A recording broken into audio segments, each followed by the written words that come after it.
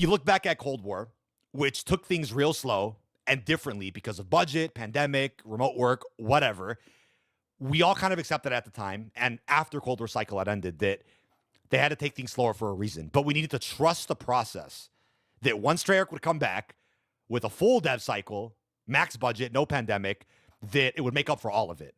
And so the little bits of rich lore building we saw in Vanguard and Modern Warfare 3 had us pretty hopeful, because while we all were hoping, okay, hopefully this doesn't take away from Black Ops 6, we all were like, hey, there's some pretty good story being told in you know, a little bit of Vanguard and a lot of MW3. There was some good story being told. So we're like, hey, they're really going to flesh this out in Black Ops 6. And guess what? Black Ops 6 launches exactly as we'd hoped. It's well received, gameplay-wise, quest-wise. The hunts were pretty fraudulent and weird. We know that. But the story, we're like, holy shit, the Terminus ending cutscene is fucking crazy. The Terminus ending cutscene ties Vanguard in, Modern Warfare 3 in, Chaos in. It ties a whole bunch in. Obviously, it all goes downhill with Citadel, but yeah, that's why that's why I was saying earlier about that guy Joseph, who, you know, was working on lore and everything at Treyarch. That's why I feel like he probably did work a little bit on Black Ops 6 a long time ago, because you can feel at launch that that payoff is coming. Everything that was being teased from Cold War to Vanguard to MW3 is all coming together, and we're going to see it flesh out over the course of like 4 or 5 maps. But it doesn't. And yeah, it's like, there, if they were limited, let's say the current writer, I'm not saying we're writers and that we're experts, or that anybody, you know, deserves a writing job over somebody currently employed. What I'm saying is that I think there were ways, if the current writing team is strained for whatever reason, because they're balancing 2 games, or if there's people currently working on the story that, you know, aren't like all that deep with the old lore, there was a way to wrap things up quickly and address kind of each unresolved arc before dropping all of it at the end of Black Ops 6. Not that it's not possible that Black Ops 7 can't answer some of these questions. I just doubt that it will. For example, Kraft should have had a 2-map arc at least. You want to kill him off? Yeah. At least do it in the tomb. The French Syndicate, which I think you actually made a really good theory on this, thinking the French Syndicate from Avalon was tied to the Order Occult, which is from the Chaos story. Again, an easy connection. Society Occult, yeah. A Society Occult could have bridged that gap. Vanguard, everything. Alistair Rhodes, I think if there was an intro cinematic to the tomb, or if there was just actual intel and good lore in the tomb, it could have had something as simple as, okay, let's say there was like a piece of intel laying around, or like a radio laying around that confirms, hey, in another life, or in this year, or in the past, these Crusaders defeated Medusa herself and restored Alistair Rhodes' body because he was solid stone. Yeah. And after that, he dedicated the rest of his short life to discovering artifacts and going to excavation sites, and then that kind of ties into the Tombs narrative, where the other Sentinel artifact was. Because are we ever going to see the artifact again? I think it served its purpose of restoring Richthofen's family. I don't think we're going to get any more chaos in Black Ops 7. I really don't feel it. I would love it if that's the case, but I feel like that book, or that window of opportunity, has been closed to get some more chaos connections. I feel like that's over with. I also feel like one of the coolest concepts ever that could have also helped Black Ops 6 is the Archon and the Construct. Could have had it to where Samantha went in at the end of Cold War and somehow took over the Construct, consumed things, became psycho, became the Archon. So then when we see her again, maybe she's evil, or maybe she's not, and she just becomes the Archon, but for good, and uses the Construct with her, and she helps us, like, as a giant entity in like a future boss one day or something. I don't know. Like, there's so many really cool ways to weave all that in creatively that doesn't feel like it almost needs that much effort either. You know what I mean? Like, just to give closure to some of these things. You know what I'm saying? Just some closure. It doesn't make sense, man. It doesn't make sense.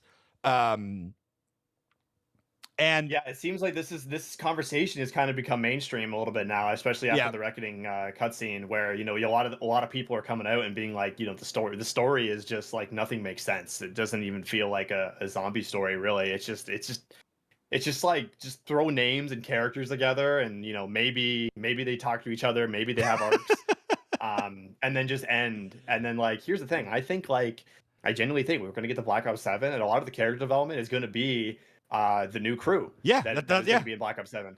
I think Requiem will probably talk to us again in BO7. We'll be playing as the main crew. Requiem will be talking to us through radios, and then there'll be like a throwaway radio in like DLC 4, BO7. Like, oh, they're going to Urzikstan to do something. Done. If they do that. Sorry, I didn't mean to cut you off. Yeah. I think Perka had a good sort of suggestion here. I don't understand why there wasn't a third option where the crew decides they aren't helping anyone.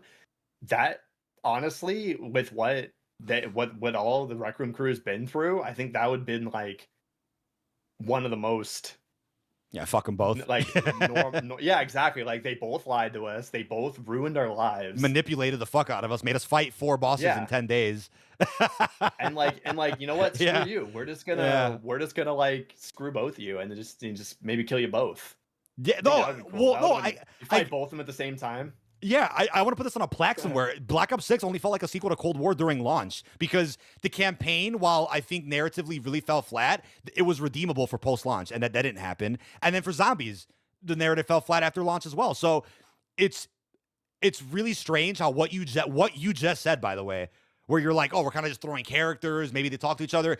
Guess what narrative also had the same problem this year? The campaign story with post-launch. So it's like, this is clearly not an issue with Zombies. It's not an issue with like budget or maybe it could be a little bit of budget because of BO7, but it's a narrative exclusive problem that has impacted multiple game modes now. And it was very telling by the end of Reckoning, which is really sad to say.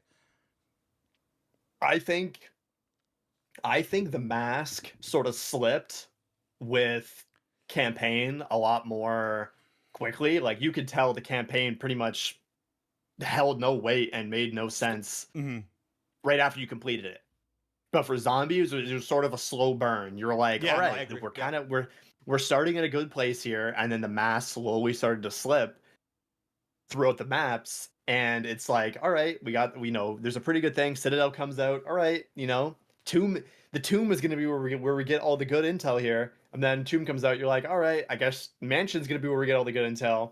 And Mansion was better in terms of intel, but then you're like, all right, we're still waiting for some answers. And then Reckoning comes out, and you're like, all right, I guess we're waiting for Black Ops 7 to get more answers. I think it's going to be this perpetual cycle where we're waiting for answers that are never going to come. We're waiting for character development. We're going to wait for character development on characters that might not even be relevant anymore.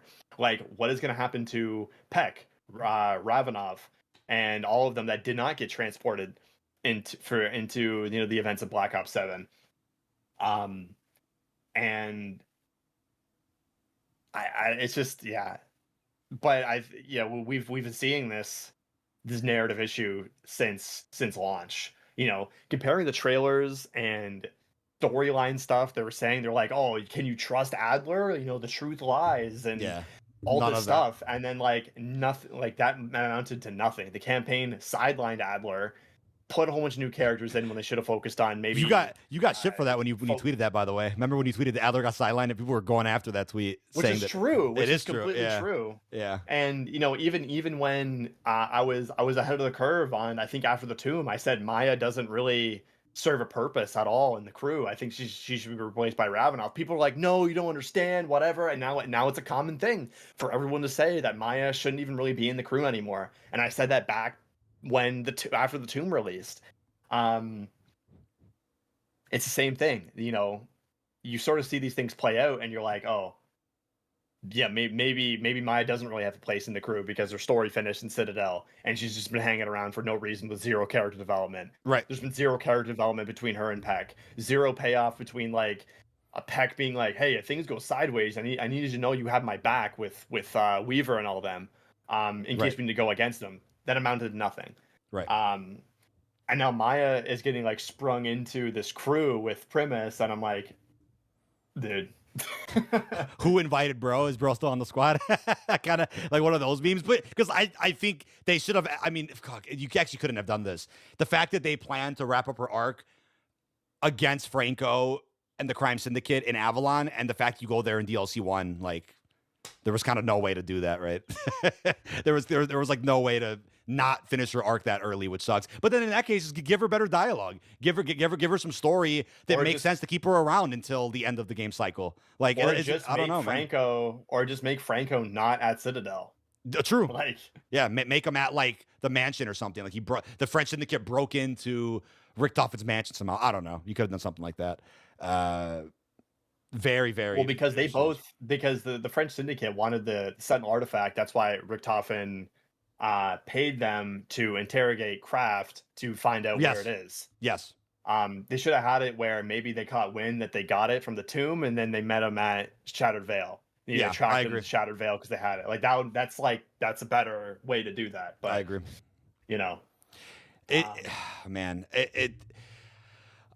as far as the story goes, man, I feel like sentiment is like pretty much at an all-time low for story. I've never seen the community in unison like that because everybody could agree the gameplay is solid as hell. I think with alternate endings into the mix, I've always been a mixed bag on this topic, by the way.